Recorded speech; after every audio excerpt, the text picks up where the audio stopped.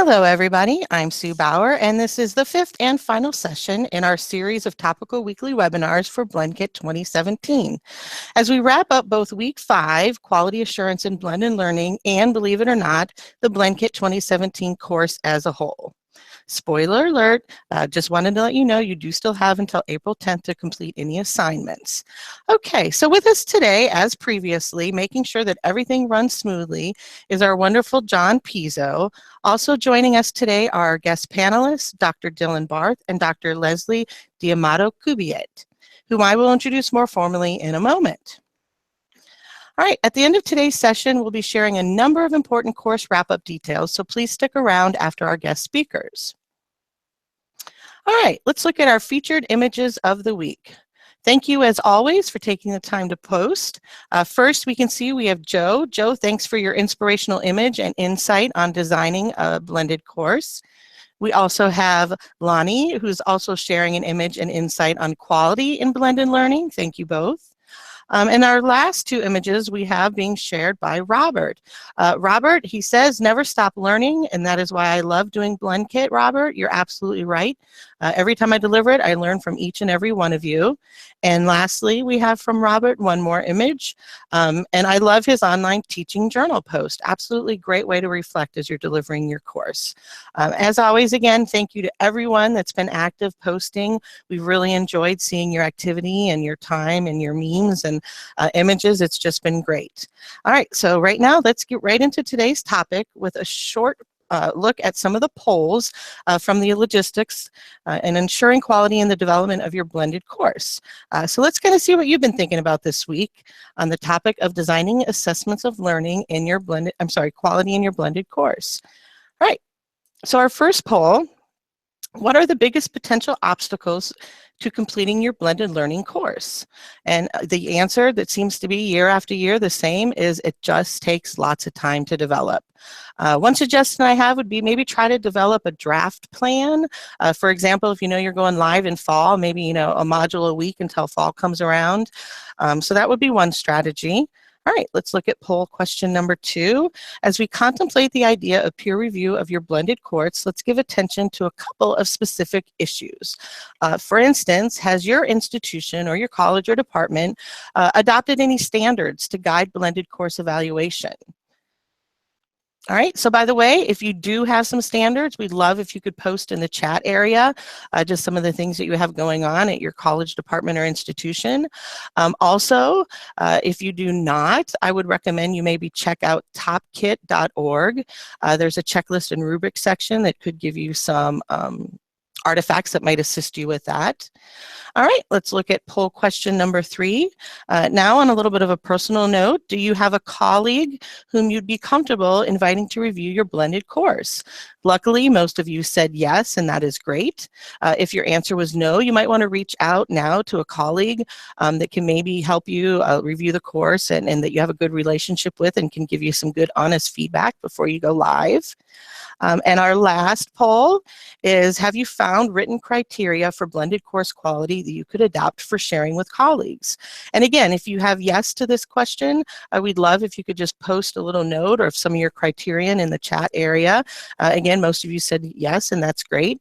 And also, again, one more plug that if you're looking for some resources or artifacts, topkit.org under the checklist and rubric section has some good resources that you may want to look into. All right, as we hear from our guest panelists today, please listen for their approaches to presenting content and assignments in their blended learning courses. Of course, and always during the presentation, please use the chat area to post any comments or questions which you'd like to ask the panelists. If we have time during this session, we'll bring them up at the end, and otherwise we'll try to get those addressed after the session. And again, we'll try to post those for you in the discussion area. All right. Please allow me a moment to introduce to you Dr. Dylan Barth from the University of Wisconsin and Dr. Leslee D'Amato-Cubiet from the University of Central Florida. Dr. Dylan Barth is the Interim Associate Director at the University of Wisconsin-Milwaukee Learning Technology Center, where he coordinates the faculty development program for online and blended teaching. And also we have Dr. Leslee D'Amato-Cubiet. Her research focuses primarily centers on adolescent and young adults and the factors factors that influence their health status. But even more exciting, Leslee graduated IDL 6543 with us way back in 2007. So she's got 10 plus years of teaching online here at UCF. So great vets online that we have with us today. So let's go ahead and get started. What I want to do is I'm going to start with Dylan, and I'll ask him the question first, and then afterwards I'll give Leslee a chance to reply, and I'll flip those back and forth for each question. All right, so question number one is a little lengthy, but a good question nonetheless. The question: I understand the need for structuring and scheduling. However, my business courses often include breaking news events. I need a little flexibility to add assignments, readings, discussions, everything else. Other than a disclaimer in the course syllabus, any advice about how much additional info and required work to add into a course that is already set up? And Dylan, I'll start with you. Okay, thanks, Sue. And thank you all for submitting your questions, and looking forward to talking a little bit about this. I think this first one is a great one, and what I really like is that whoever wrote it is already sort of aware of how important managing the expectations are in the course and in the course syllabus. So I think that's a great start, is to just be upfront about the fact that things could change. But I do think that there are two different kind of areas of consideration. One is about the course schedule and what students are expecting to do when, and then the other would be around the assessment plan. So if you're going to be introducing a new reading or something, you want to also be able to assess that, and how do you make it flexible enough to fit those in. So I guess replacing a current online assignment sort of as needed or where possible is of course one easy way to do this. The peril being, I think, is that if someone is working ahead, they might be penalized a little bit because they might do an assignment that the rest of the class isn't doing. But if I were to really I teach business writing as one of the courses that I teach, and so I do bring some contemporary elements into it, and I think that I really try to leverage the in-class time for these kinds of activities. So if I'm bringing in a video or a short reading, and then students we can address that there, and then the other work tends not to be too much affected. But then I also include a very flexible in-class activities category in my assignment plan, and we use D2L at UW-Milwaukee, and it allows you to sort of weight different assignments within that category. So I can sort of have an ongoing list of the different activities that we do in class that would address any sort of news events, breaking news that come into the course. So those are a couple of strategies that I was thinking of. Great, thanks Dylan. And Leslee?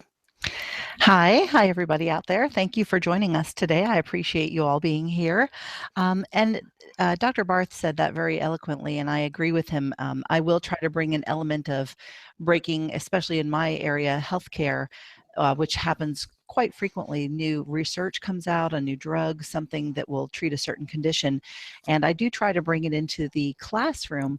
But if we're in the online week for that week, or something new comes up, sometimes I'll just quickly put together a kind of templated assignment for that, so that when they get into class, I make it an option for them for the online. So instead of maybe doing the assignment for that week they were scheduled to do, maybe this is a option number 2, and so I can add it and say, hey, here's something new breaking. If you're interested in this, please feel free to write about this week, and then we'll discuss it in class. But I agree, for those who do work ahead, it can be a little bit of a challenge. Sometimes they feel a little left out when that happens, but I do explain up front at the beginning of the class that healthcare is certainly not stagnant, neither is business or many other fields, and we need to address things as they happen. Wonderful. Yep, I agree. Being upfront, clear, and I really like the idea, Leslee, of just kind of making it optional. I think the students really just appreciate the fact that you are bringing in current events, and I think they have a little more flexibility just with the fact that you're bringing in something like that that's new and happening now. All right, we're going to move on to question 2. This time I'm going to start with Leslee. What ideas and or resources, do you have for evaluating and or observing instructors who teach blended courses? Leslee? Hi again, and this is probably one of my most favorite methods to do is to take especially because we all are evaluated at some point and we all need, for that good old annual evaluation or packet review or tenure and promotion, things like that. We all need some method of being peer evaluated.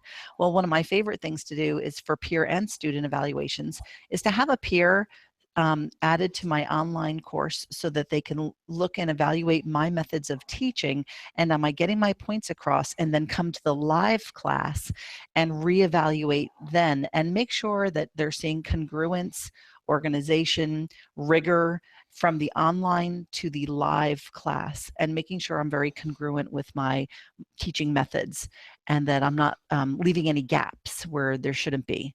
So that is just one of my favorite methods of do a little online and then do a little live and make sure that everything matches up correctly. So Great. Thanks, Leslie. And Dylan? Yeah, I agree. That's fantastic, especially because a peer can receive sort of the context of the course before going in and doing an observation of the in-class part. And so I think that's great. I would add that in my role, we offer a certificate program for both online and blended teaching. And this is one of the most difficult things that we really face, because our evaluations always end up being after the fact. So folks will not sign up for the certificate until after the course is already run. So one thing that we really focus on are self-reflections, and we have a very, I think, a pretty good prompt that helps them sort of think about, all right, well, what parts of these courses have you integrated? What was your experience? What might you change?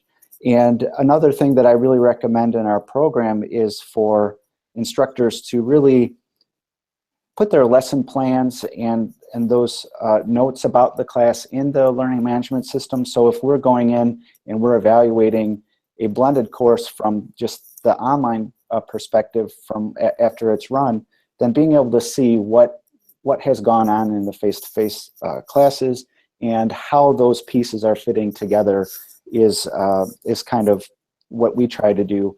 I think to address something earlier too about how to get folks, it was an earlier poll that Sue had mentioned, and about, do you feel comfortable having peers evaluate your course? And one thing I think that is effective about what we do is in our Center for Excellence in Teaching and Learning, we're able to act as those independent reviewers. So I would just highly recommend that if you have that kind of center, to maybe leverage those resources, or if you aren't already doing so. Absolutely. Great feedback, both of you. I also like how Leslie mentioned that she actually has a peer come into the face-to-face session and really talk about that blended aspect. Does it blend well face-to-face to online? So great. Thank you both. Okay, we're going to move on to question 3. This one, again, I will address to Dylan first. Listening to faculty share their experiences on how they improve their blended and or online courses based on peer feedback, and to what extent checklist reviews and critiques were helpful. How much of the peer review process was in person and how much was online?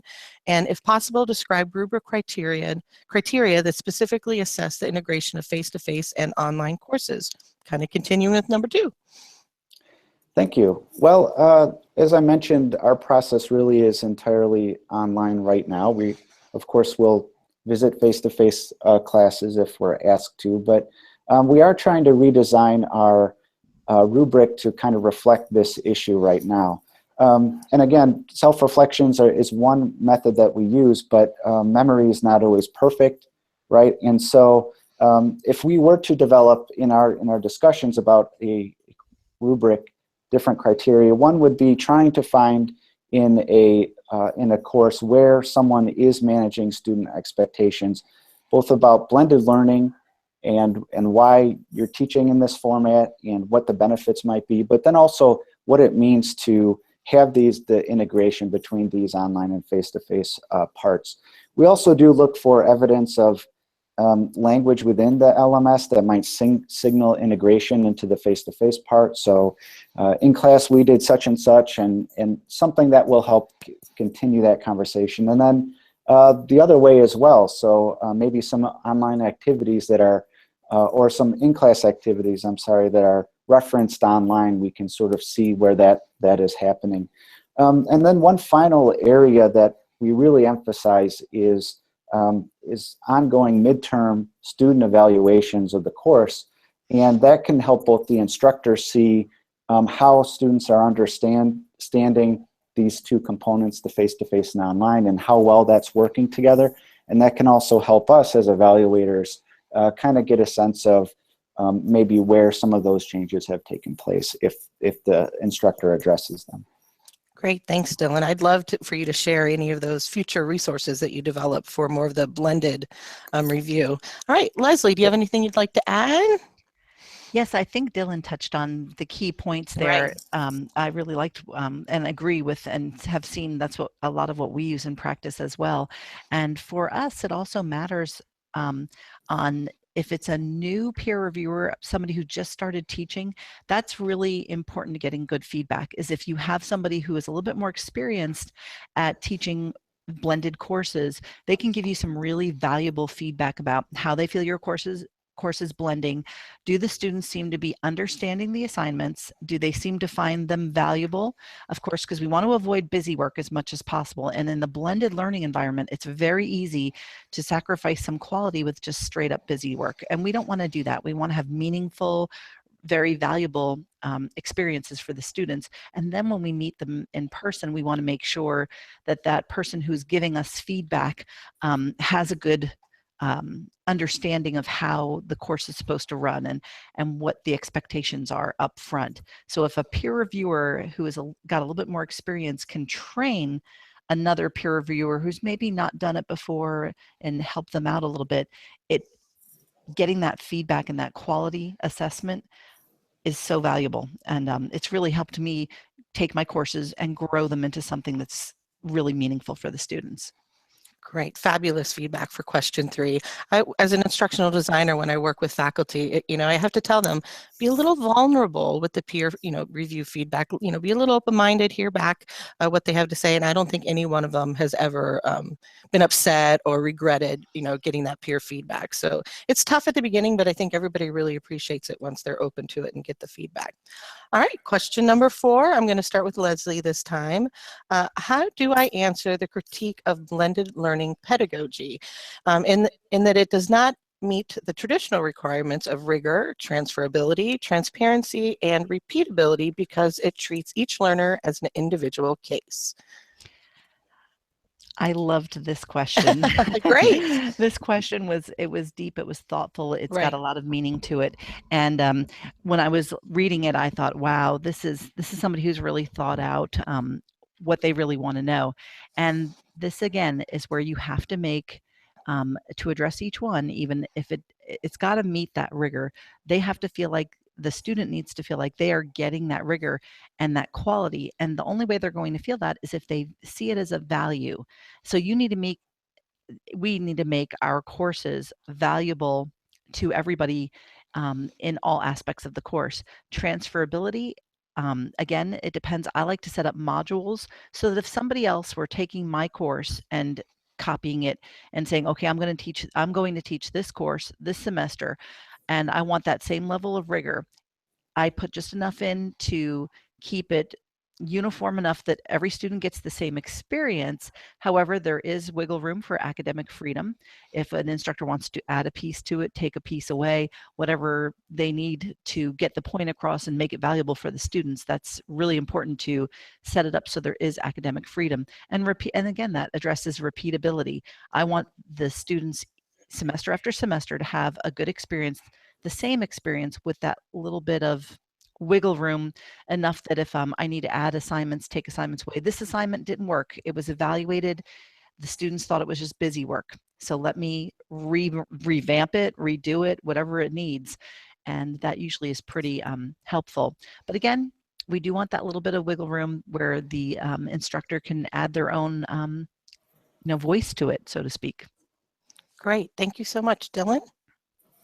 I think Leslie did a fantastic job there. I agree 100% that this is such an important consideration, and it's something that in our online and blended teaching program comes up quite a bit. I do think that the fact that you all are involved in the BlendKit and really learning more about teaching in this format is one of the answers to this question, because from folks who might have a critique of blended learning pedagogy may not know that sort of empirically there's not, I think there are studies that suggest that there are stronger learning outcomes in the blended format, but it really is about course design and about being an effective instructor and being dedicated. And I think that through our program, a lot of folks who go through and teach in the blended format or even online, they will come back and say that they're better in their just sort of regular face-to-face classes. They feel like they're better equipped to teach in those environments as well. So yeah, that's I think it's a great question. Great, thank you both. One of the things that we also do there that I have done is had a student panel before, and the students always come back and say, I love when the faculty are current, that they don't just teach out of the textbook, they use current events, and I love when faculty show me that they care, that I feel like I'm an individual and not just a number going through a course. So I think you guys both hit your feedback right into what students are requesting and wanting when taking a blended course. So thank you very much. It's hard to believe, but our Q&A session always just seems to really fly by. We won't get to question number 5, but I will make sure to post the question and answer in the question area. However, I do want to pass it over to Bai Wen, and she may want to bring up some of the questions if we have any in the live chat today. But for now, that ends our Q&A session with our panelists. I'm going to turn it over to Bai Wen. I just wanted to let you know that I've really enjoyed blending with you in BlendKit 2017, and please make sure you keep in touch and feel free to contact me outside of the course. We are now part of our blended BlendKit community. So thank you very much, and I'll turn it to Bai Wen. Thank you, Sue. And this closes out today's guest panel. If you have any other questions, Sue and I will compile and forward those to Dylan and Leslie, and we will post their responses in Canvas. Believe it or not, this is our last webinar, and the next week is your time and ours to catch up. So you will still have until Monday, April the 10th, to submit any assignments to earn badges. At 11:59 p.m. Eastern Time, April the 10th, the assignments will close. Sue and I, we are working frantically to catch up all the DIY grading. We're working on the last DIY assignments first, and then we will circle back to the DIY 1 and 2 assignments. Don't forget about the UCF EduCause certificate. If you have been submitting the DIY projects each week, you are a strong candidate for the UCF EduCause certificate. If you plan to register for the UCF EduCause certificate, please register and begin the payment process. You can find all detailed information about the certificate in the last module of the course, UCF EduCause certificate module. You have a 3-week window from March the 27th to April the 17th to submit your portfolio for the certificate.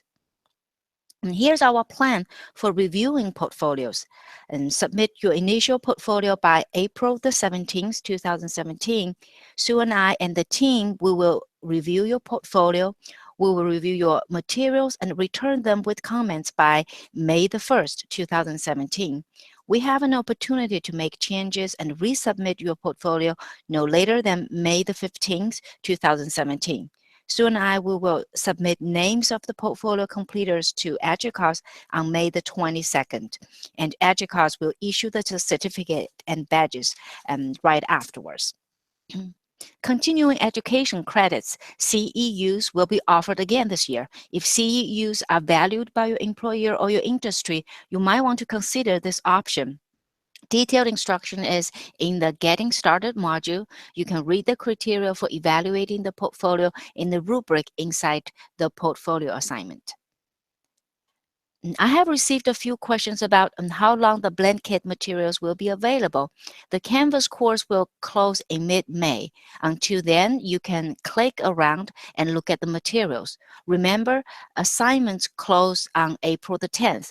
However, our BlendKit course materials are available online. You can find them at an http://bit.ly/BlendKit. Also, the BlendKit course materials have a Creative Commons license and are available for you. If you or your colleagues would like to adapt a BlendKit for your own needs, we would be happy to discuss this with you. In fact, we would encourage you to join or start a group with colleagues who are teaching blended learning courses so that you can encourage one another and share successful practices. By the way, we are looking for colleagues to help with updating the BlendKit course materials. If you are interested in helping with that process in any way, please sign up at http://bit.ly/BlendKit_update list, and we will follow up with you. And here is the week 5 feedback we have received. Again, many participants find the DIY assignments useful. Participants, you mostly were engaged with readings, weekly webinar, DIY tasks, blog postings, and social media. And on average, it took our participants 1 to 3 hours to complete the weekly activities. If you haven't completed the form, please find the week 5 feedback form at the end of module 5. Also, we will be sending out an overall BlendKit course evaluation that is housed outside of Canvas. If you only have a few minutes to spare, I would much rather you complete the overall BlendKit course evaluation. Be on the lookout for it next week. Even if you just check into the course a few times, please complete this final evaluation. So that is really important for us. And thank you so much for your participation in today's session and in the BlendKit course as a whole. Thank you again for today's guests, Dylan and Leslee, and as always to John Pizzo. And special thanks to all our guest panelists. We appreciate your insights and answers during the 5 webinars.